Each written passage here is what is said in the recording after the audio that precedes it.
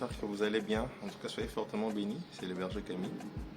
Alors, comme je nous avais annoncé, nous allons avoir quelques séances de formation liées au ministère et liées aussi à la Bible. Vous savez, c'est important de connaître le Seigneur et de connaître ce que sa parole dit. Parce que quand on ne connaît pas le Seigneur, notre vie spirituelle sera vraiment déséquilibrée.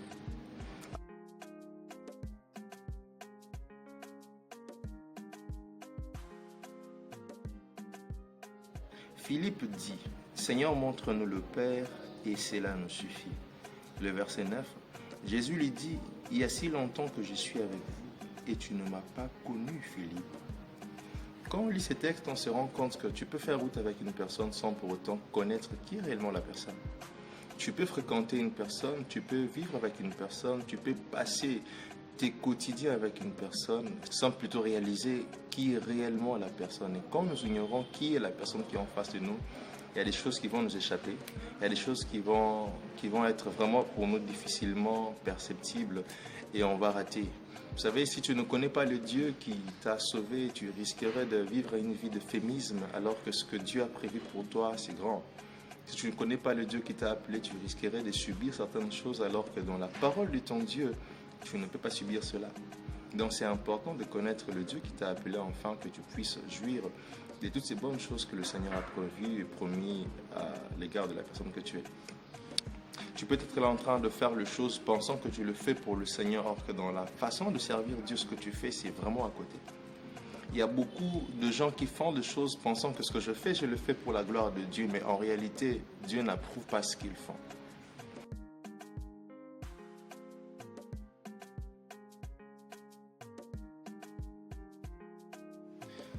Sous les regards d'un enfant, il y a plusieurs aspects à souligner, entre autres l'aspect de la famille. Alors quand je parle de l'aspect de la famille, vous pouvez lire avec moi, je vais paraphraser pour ne pas trop rallonger la vidéo. Je vais paraphraser Jean chapitre 1er, du verset 12 au verset 13. La Bible dit que ceux-là qui ont reçu Jésus leur a donné le pouvoir de devenir enfants de Dieu. Et enfants de Dieu qu'ils sont, ils ne sont pas nés de la volonté de la chair, ils ne sont pas nés de la chair, ils ne sont même pas nés de l'homme, mais ils sont nés de Dieu. On voit ici le concept de la famille, le contexte de la famille. Donc quand on parle de connaître Dieu sous les regards d'un enfant, il faut que tu puisses mettre dans la tête ce contexte de la famille. Or, dans la famille, il y a un papa. On voit ici l'accent qui est mis sur la paternité de Dieu. Et parce qu'on parle de la paternité de Dieu, il est important de relever que dans une famille où papa est là, papa est responsable de ses enfants. Papa est censé prendre charge de ses enfants.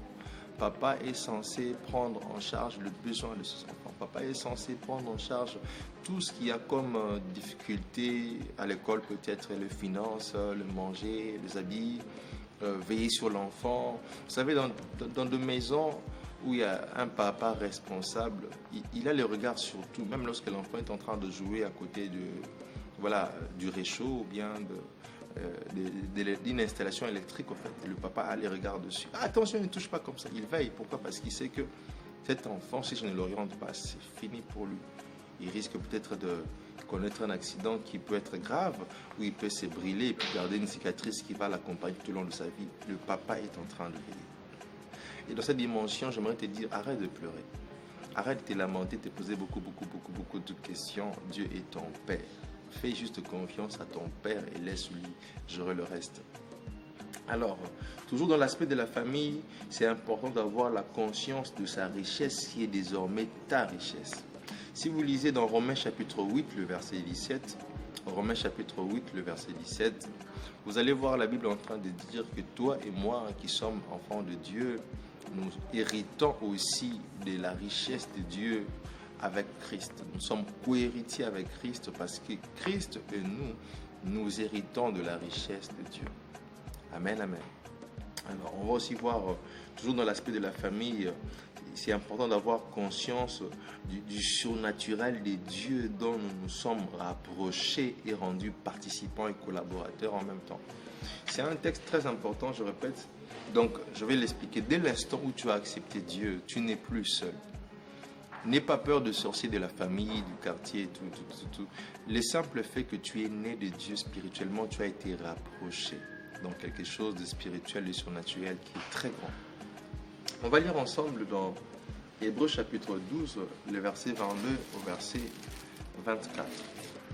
Mais vous vous êtes approchés de la montagne des Sion, de la cité du Dieu vivant, la Jérusalem céleste, de myriades qui forment le cœur des anges, de l'ensemble des premiers-nés inscrits dans le cieux, du juge qui est le Dieu de tous, des esprits des justes parvenus à la perfection, de Jésus qui est le médiateur de la nouvelle alliance, et du sang de l'aspersion qui parle mieux que celui d'Abel. Waouh! Vous vous êtes approchés. Ce texte, pour mieux le comprendre, c'est important d'avoir un regard sur le texte qui dit « Car tous ont péché et ont été privés de la gloire de Dieu ». Si parce que tous ont péché et ont été privés de la gloire de Dieu, maintenant pour ceux-là qui ont reçu Jésus et qui ne sont plus considérés comme des pécheurs, ils ne sont plus privés de la gloire de Dieu. Ils sont rapprochés de la gloire de Dieu. Ils se sont rapprochés du surnaturel de Dieu. Dieu les a rapprochés. La Bible nous parle ici. On voit des myriades de anges, on voit la cité de Dieu, on parle de Sion, on va un jour expliquer les mystères de Sion, on parle des esprits de saints parvenus à la perfection. En d'autres termes, on parle aussi, en d'autres termes, je peux l'expliquer, comme les hommes et les femmes qui ont marché avec Dieu avec intégrité, qui sont morts dans la foi. Et voilà, nous savons qu'ils sont au ciel, alléluia. Donc voilà, avoir cette conscience-là, je me suis rapproché. Tu n'es pas seul, même quand tu es enfermé dans une pièce sombre, tu n'es pas seul.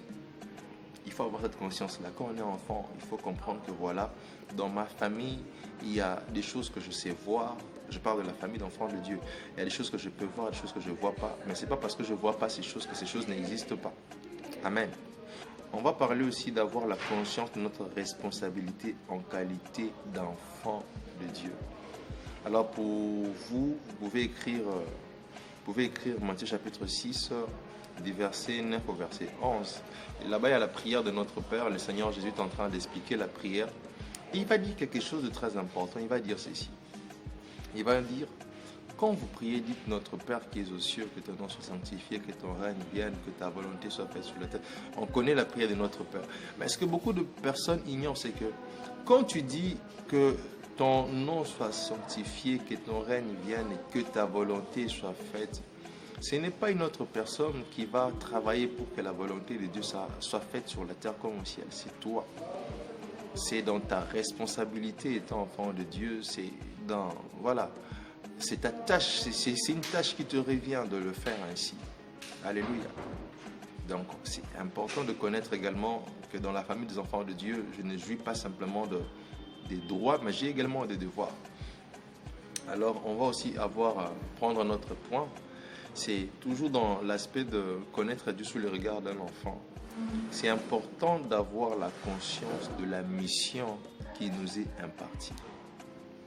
Alors, nous allons prendre ensemble le texte de 1 Jean chapitre 3. On prend le verset 8, la partie B. 1 Jean chapitre 3, le verset 8, la partie B. La Bible dit: le Fils de Dieu a paru afin de détruire les œuvres du diable. Waouh! On a dit ici que c'est important d'avoir la conscience de la mission qui nous est impartie, la mission qui est nôtre. Quand je dois connaître Dieu sous le regard d'un enfant, l'enfant de Dieu, je suis en train de parler, l'enfant que je suis, l'enfant de Dieu que je suis, doit connaître une chose, que le Seigneur m'a donné aussi une mission. Et cette mission, c'est que partout où je passe, je dois détruire les œuvres de l'ennemi. Je ne deviens pas participant des œuvres de l'ennemi. Vous savez, c'est possible de devenir participant de ce que le diable, Satan, est en train de faire. Tu arrives quelque part où tu vois les gens qui sont dans la maladie et tu passes ta route. Tu arrives quelque part, tu vois dans une famille, les gens sont bloqués, toi tu tailles ta route. Tu arrives quelque part, tu vois les gens en train de souffrir et que toi tu peux travailler pour les salir de ces personnes, mais voilà, tu pars. Tu deviens collaborateur avec l'ennemi. Mais la Bible dit le Fils de Dieu a apparu pour détruire les œuvres du diable. Et aujourd'hui, nous savons que nous sommes aussi considérés comme fils de Dieu parce que nous sommes conduits par l'Esprit de Dieu. Romains chapitre 8, le verset 14. Alors, on va prendre notre point. Avoir la conscience que parce que je suis un fils, j'ai été envoyé. On peut lire ça dans Jean chapitre Jean chapitre 17, le verset 18. Le Seigneur Jésus est en train de dire, Père, comme tu m'as envoyé, moi aussi je les envoie. Donc, à partir de ce point, nous pouvons faire le lien avec le deuxième petit B, parce que le premier petit B, c'est connaître Dieu sous les regards d'un enfant de Dieu. Et là, on va voir connaître Dieu sous les regards de fils de Dieu. Je pense que, non, plutôt connaître Dieu sous les regards d'un envoyé de Dieu. Je pense qu'on va voir ça prochainement pour ne pas trop rallonger la vidéo, sinon ça va être fatigant. Et donc voilà, que Dieu vous bénisse. On va continuer plus tard. Merci.